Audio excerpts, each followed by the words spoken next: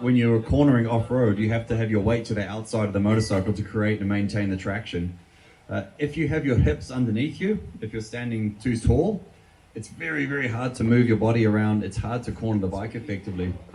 If you have this more bend through your hips, more aggressive position, it mobilizes your hips, so you can really move your weight around on the bike and control it much more easily. So from there, we have a good basic standing position. We need to modify it for accelerating and braking. So if I just stay in this position on a big, powerful bike and I give it a handful of throttle, it's gonna feel like the bike's leaving me behind. So when I want to accelerate, the first thing I do is I move my weight forwards, keeping my knees in the same place, the same angle on my hips, and basically just rocking forwards into there. Then I accelerate. This way I'm getting driven forwards with the motorbike, I'm staying on balance, I'm not pulling the bike around, and I'm traveling with the bike, staying nice and relaxed. You should never be fighting the bike, never holding on tight on the bike. The best way to describe it is this bike is 200 kilograms. It's 100 horsepower. You don't fight something that's 100 horsepower. You know, you're not going to win, so you don't even try. You keep the legs locked in, the core to stabilize you, and the upper body really soft and relaxed. So head forwards to accelerate. Then when you want to decelerate, when you want to brake, a mistake a lot of people make is they lean back. If I lean back, I run out of arms really quickly and I have no stability. So a better way to do it is to, again, think about your hips. When I want to brake, I push my hips back. When I do that, I can bring my shoulders lower and I still have all the flexibility, the movement in my arms. Knees are locked into the bike and I've got really good stability. So you basically end up pivoting from your knees. So head forwards to accelerate, hips back to brake. Forwards to accelerate and back to brake. To remember that when you're cornering off-road, especially on the loose terrain, the bike is always going to slide and move. It's impossible to stop it from doing that completely. It's how you manage that and how you control it. So the important thing is that you keep your weight directly focused over the tires the whole time. So we have to lean the motorbike over into the corner.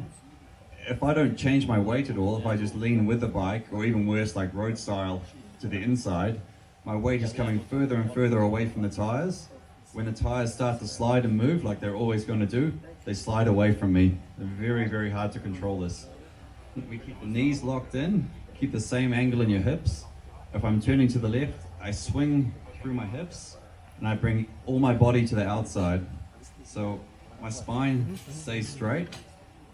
My hips are to the outside, my head's out over the contact patch of the front tire. So a good way to think about it is your hips look after the back tire, your head looks after the front tire. So the important thing to remember though is if you don't move your body and you push on the outside foot peg, no benefit. You need to bring all that weight directly over those tires. So this way you're creating the pressure down into the ground to create the traction, but the most important thing is when the tires start to slide and move, because you're directly over them, you move with the bike.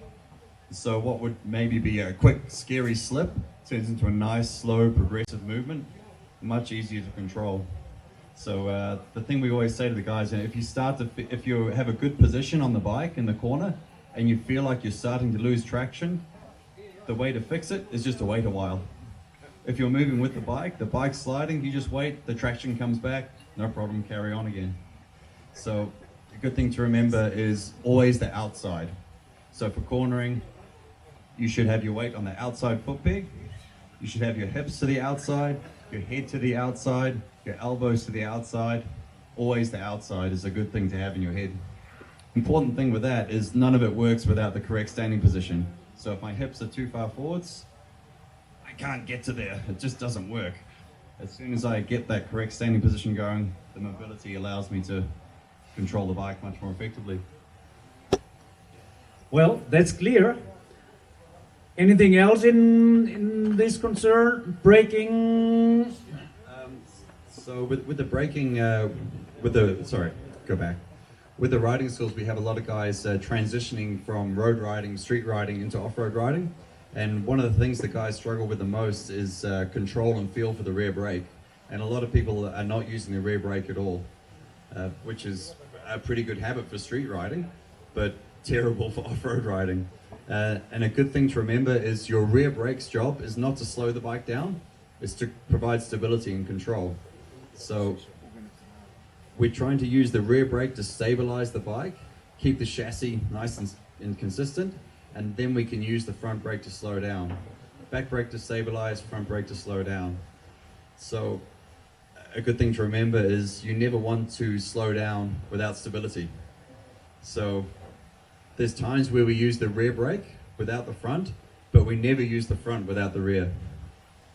So if you haven't much feeling for using the rear brake, really important early on is to just try and get that control built into the rear brake so that you're not locking and sliding, but you're holding that pressure into the back of the bike to keep the balance of the chassis.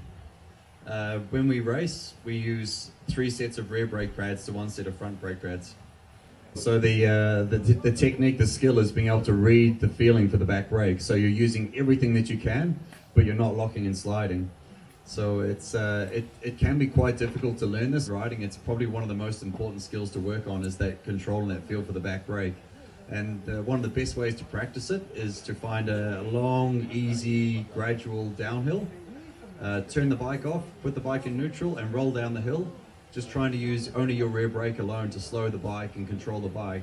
That way you can hear when you lock the rear wheel, and it's another extra sense to help get you dialed into the feel for the back brake.